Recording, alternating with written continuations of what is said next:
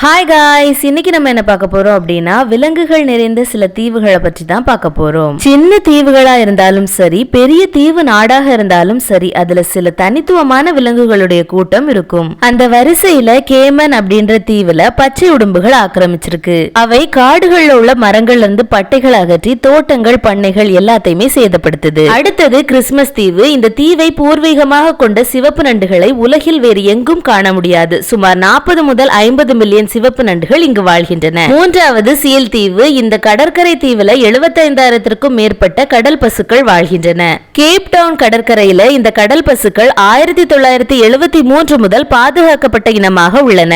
அடுத்தது ஹெண்டர்சன் தீவு. 800 ஆண்டுகளுக்கு முன்பு மாலுமிகளால் இந்த தீவில் அறிமுகப்படுத்தப்பட்ட எலிகள் இப்போது ஒரு தொல்லையாக மாறிவிட்டது. ஐந்தாவது டோனவெண்டா தீவு. இங்கு நூற்றுக்கணக்கான பூனைகள் இருப்பது மட்டுமல்லாமல் வீட்டில் தொல்லை பண்ணும் பூனைகளை இந்த தீவில் கொண்டு வந்து விடும் பழக்கமும் உண்டு.